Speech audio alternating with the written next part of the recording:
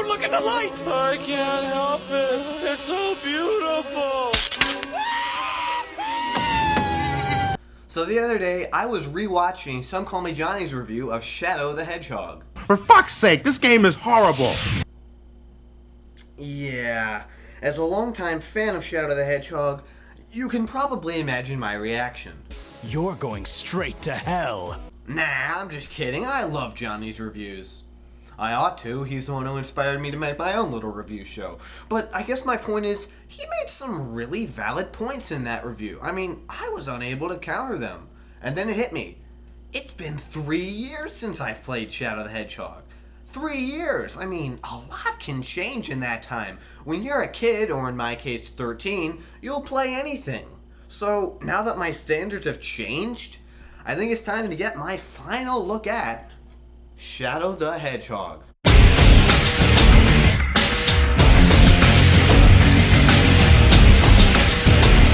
So, you guys all need to realize something, and please bear with me. I swear I will look at this game objectively. But this was one of the first games I ever played. I got my first console, the PS2, in Christmas of 2005. With it came Lego Star Wars, Harry Potter and the Goblet of Fire, some DDR game, and Shadow the Hedgehog. I remember seeing an ad for the game, and my 8-year-old mind was blown. So I picked it up, and the rest was history. I played it for years, and only when I started becoming a regular on the internet did I learn how despised this game was. I was shocked, and for the longest time, I couldn't find any legitimate criticisms. Every opinion I checked out merely bitched about how the characters swore, or Shadow fired guns. Even Johnny's look back in 08 didn't do it for me. But he finally gave the game a full review, and he made some excellent points. So, now that I've gained some experience in critiquing games, not to mention played other Sonic games like the badass Sonic Generations, it's time to find out my final opinion of Shadow the Hedgehog.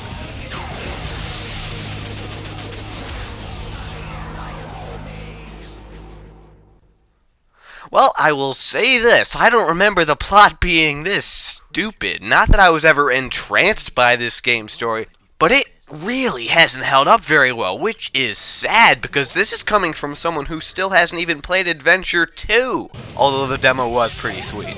So after Shadow helps save the world in Adventure 2 and Heroes, he's left with amnesia. He can't remember his past with the exception of Maria dying. So he's having himself a nice inner monologue full of angst when aliens start attacking.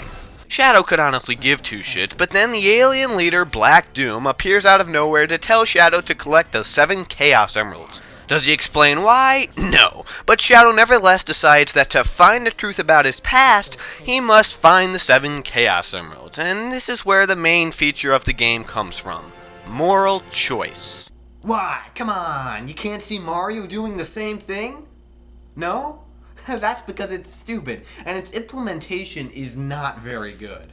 Basically, this game has 10 endings, each of which take about an hour to get to. Each level has 3 missions, and your progression through the story depends on which mission you complete. There are multiple paths to getting all 10 endings, and while that is a convenience in the gameplay department, that leads to a story that just cannot be taken seriously. At all. Mostly because there's nothing consistent. Each level comes with its own cutscene beforehand, and since most levels can be approached from 3 different areas, the writers couldn't make any permanent consequences based on previous levels. I'll give you an example. Most prominently, Black Doom has a mission in about 80% of the levels, and regardless of whether you've actually helped the guy at all in the levels beforehand, he will always have a mission for you with no acknowledgement of you disobeying him.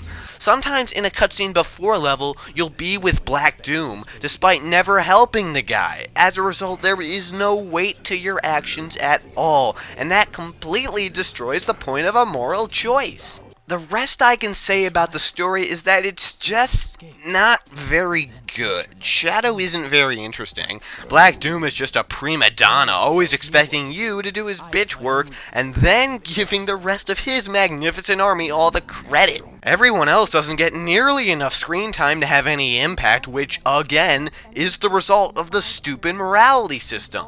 Oh, and the last story really just makes the moral system even more pointless if there's an actual ending. I will concede that it is kind of cool piecing together Shadow's past from different clues across multiple playthroughs. On your first run, you might get the backstory of this douchebag commander who has a vendetta against you. Worst of all, my family. Finally, justice is served. You suck! But on another run, you may actually never interact with the guy, and instead find out what happened to Maria. And on another, you might I am Shadow Android. become convinced you're a robot?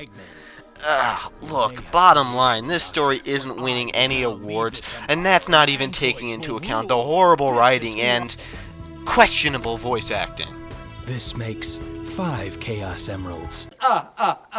It's also laughable how dark this game tries to be. Come on, game. I can't take you seriously when Shadow can hold a bright orange gun that's twice the size of his head. Or what essentially looks like a foam finger that's 3 times longer than his body. I don't really hold it against the game, but do characters really need to swear?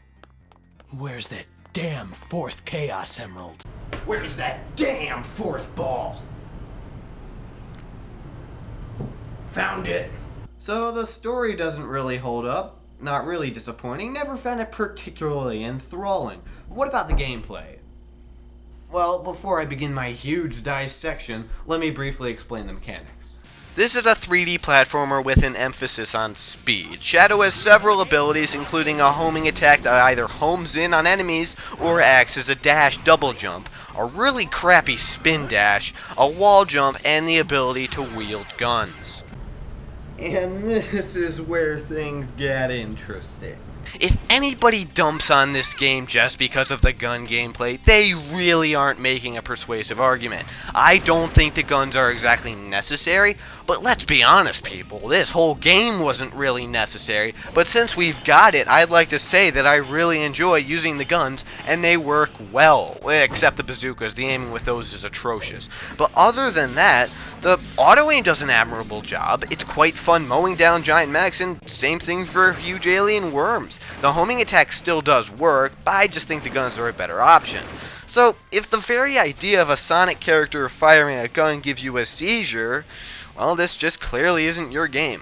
Other tweaks to the 3D Sonic formula include a more refined light dash and much better rail grinding. I really appreciate these 2 additions, because both of those gave me hell in Sonic Heroes, back when I owned it anyway. The other big change Shadow the Hedgehog brings to the table is the morality system. I already kind of described this in the story segment, but the gameplay is also really affected. I'll break it down.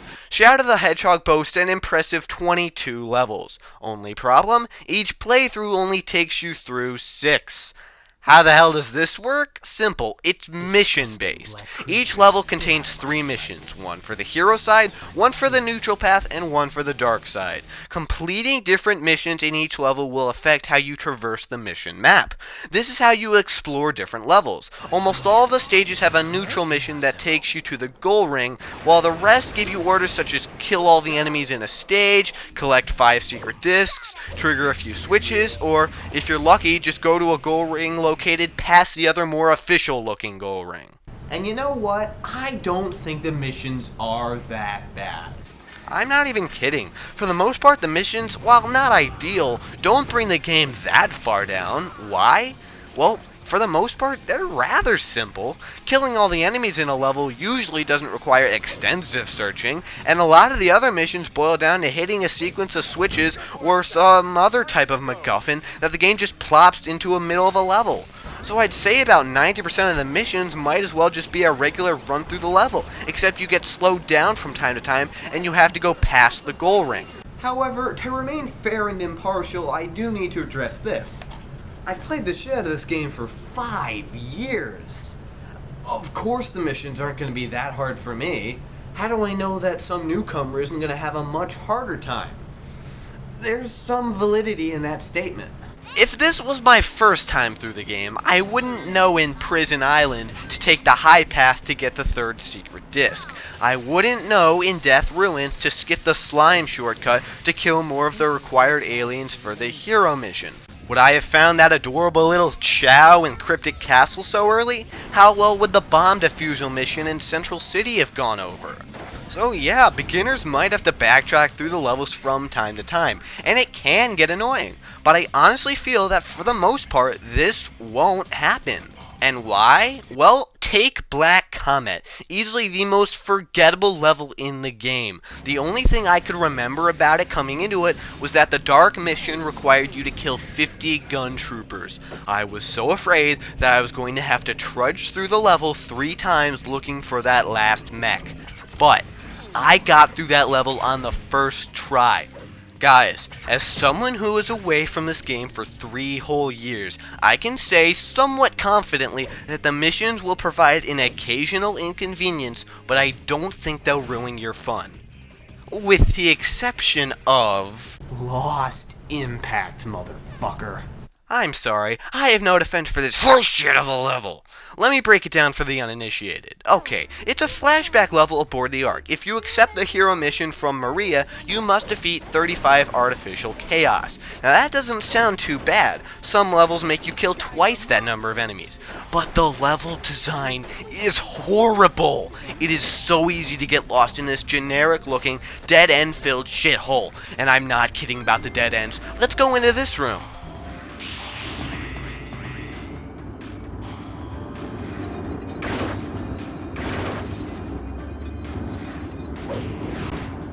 What was the goddamn point of that room then? And the enemy placement. Oh my god, look, I can guarantee that everybody who has played this mission has been screwed over by that artificial chaos right there. And it doesn't help that these guys can take a lot of damage, so ammo runs low, and collectible ammo keeps changing types, so you can't really stock up. And finally, this mission might as well be required. It's down here, at the very bottom of the mission map, and I think it's fair to say that every player will do an all-neutral run, an all-dark run, and an all-hero run. Yep, there's Lost Impact. Have fun! However, I A-ranked that shit. Yeah, 3 years ago. I only did it once. I will never do it again. But I did it. I don't know why I'm telling you this. I guess I just want you to think I'm a badass. Anyway, let's enter rebuttal mode. What issues did Johnny bring up, and how valid are they? Well, first thing he mentioned was the control. Yeah, kind of a good point. The controls can be incredibly slippery, and Shadow's acceleration is overkill. When it comes to maneuvering past enemies, walls, and other obstacles at top speed, it ain't happening. I don't usually die from it with a couple exceptions, but it does make me take the levels at a slower pace, because I ultimately do not feel like I'm in control when I'm going fast. Put it to you this way, I shouldn't be apprehensive about this simple platforming section in Lava Shelter. I should even be able to go fast with it. But I can't, because I'm worried that if I go too fast, I'll fly right into the lava. That's not good. Between the missions that can require you to be somewhat meticulous, slippery controls that discourage running fast, and a somewhat problematic camera, speed isn't going to happen in this game. And that's bad, because this is a Sonic game.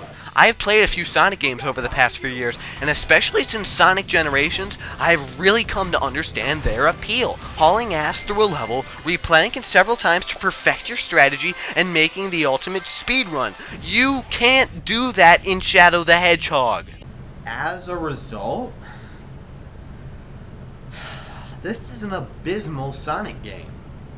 I mean, yeah, on the surface, you know, you got rings, springs, speed boosters, but on the whole, this game is just as guilty in abandoning its roots as Sonic Labyrinth. Judged as a Sonic game, this is a complete and total failure, and I now understand why so many people hate this game. But as a 3D platformer, it's still pretty darn good. Yeah, you can't go fast a whole ton. That's an issue. But people enjoy other 3D platformers where speed is not the main objective. Crash Bandicoot, Mario Galaxy, people love these. And I think given the right mindset, people can also have a ton of fun with this game. I mean, when you take away the desire for speed, you may alienate this game's target audience, but you also eliminate most of this game's issues. Suddenly, the missions are mostly not a problem. The controls won't bother you too much because you won't be going too fast. And while the level design sure doesn't accommodate speed, I think it can be really clever with its level gimmicks. I mean, take Cosmic Fall.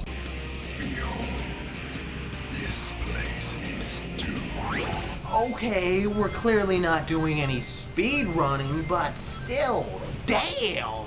There is some really great platforming in this game. Is it slow-paced? Sure, but I still think it's really fun. Now, the morality system within each level really has its ups and downs. You see, there are two gauges at the top of the screen. One signifies your dark power, and the other signifies your hero power. Killing black aliens and putting out fires fills your hero gauge, while killing gun troops and destroying shit fills up your dark gauge. Filling up either of these gauges makes you enter Chaos Mode, and you get a power specific to the gauge you filled up.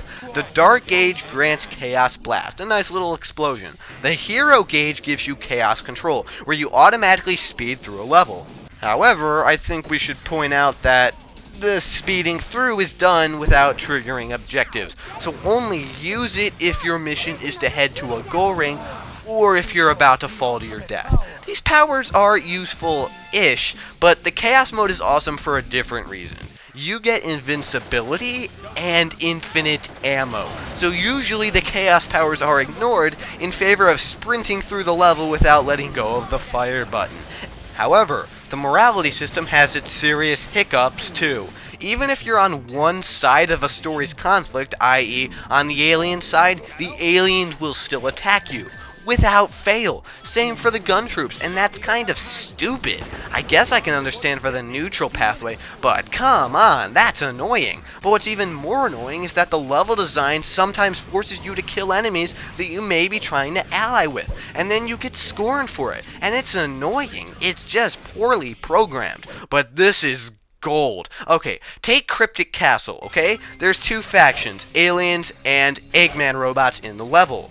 The Dark mission has you taking orders from Eggman, but to fill up your Dark meter and get a good Dark mission score, you're supposed to kill Eggman robots. So if you want to do well in this level, you basically have to ignore what Eggman says whenever you kill one of his mechs. That's stupid! The boss fights are also pretty lacking. Yeah, the egg dealer's a winner in my book, but other than that, they're either really easy or really tedious. I can get some enjoyment out of both the Heavy Dog and Blue Falcon fights, and it's so funny to kill the Egg Breaker in 15 seconds after Iron Jungle. But both the final Black Doom fight and the Sonic and Diabolon final bosses are boring, and I really don't care for the Black Bull fight, even though I love its theme. In fact, now's a great time to talk about the music. I love it, which is why I was incredibly surprised to hear Johnny say he found most of the soundtrack forgettable. I can't even enjoy the music. It's so damn forgettable with 3 exceptions. The music just isn't catchy, or in my opinion, not well constructed. It just all blends in, and if you were to ask me to identify a song from a particular stage, I honestly wouldn't be able to do it. Dude! Really? Huh. Well, I mean, of course it's your opinion, and Clement has also said that, but, I mean, wow. I don't know what you're talking about. I could do homework to this all day.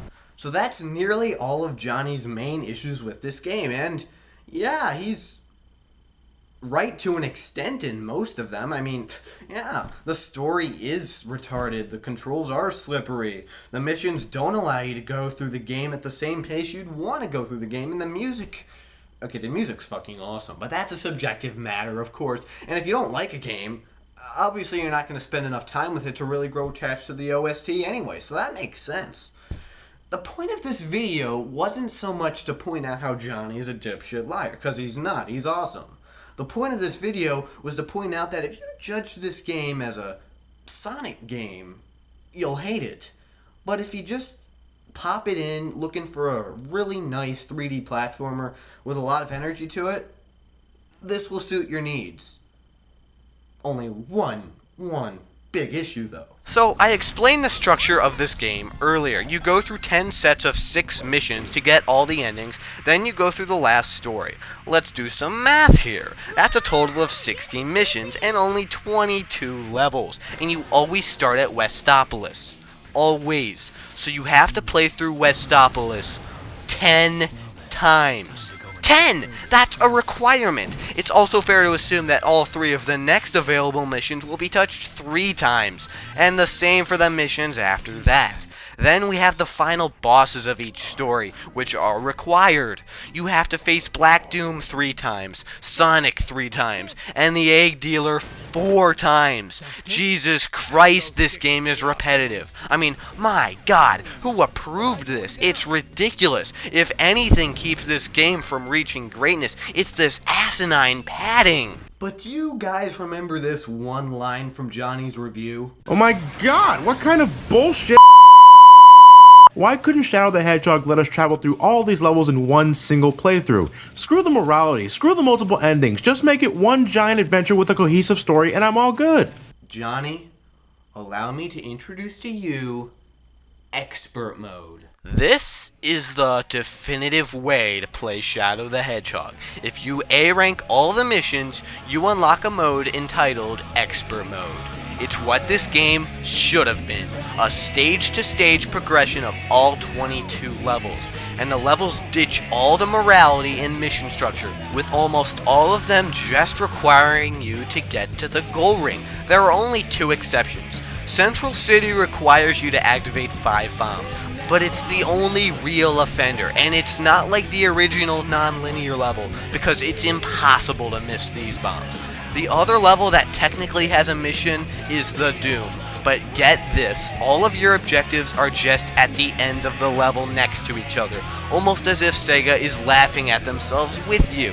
Without the missions, it's easier to go through the levels comfortably, and Lethal Highway even feels like a legit Sonic stage when you aren't chasing down that alien ship. I'm serious, I love speeding down the highway in that stage, especially when I've got a gun firing to kill all the aliens in my way. People, this is Shadow the Hedgehog as it should have been made. Admittedly, the camera can be an even bigger nuisance on occasion, and the controls aren't exactly what I would call ideal for tight platforming, but nevertheless, this is great. There's just one problem. No one's ever gonna play it. I mean, God, even those who like this game, they're not gonna A-rank all the missions. Do you know how long it took me to A-rank Lost Impact? It's almost tragic. All the main issues of this game could go away, excepting the control, in a heartbeat. The repetitiveness, gone. The annoying missions, gone. The stupid morality, gone. The story, not an issue. Oh my God.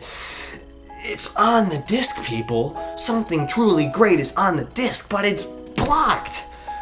But there's gotta be a way to fix that. I'm no programmer, but come on, someone at Sonic Retro, can't we do something here? You did it with Sonic Unleashed, also not a PC game. You got rid of the Werehog, you got rid of the Sun Metals, and the Hub Worlds in the Unleashed project. Someone's gotta do the same sort of thing here, and all you gotta do is just make Expert Mode available from the start. Maybe there's some sort of a GameCube or PS2 memory that you can download off the internet, but I'm telling you, play it that way. There's something great. All we gotta do is unlock it. The point of this review wasn't to point out how... Oh, sweet, that just went off. Anyway, the point of this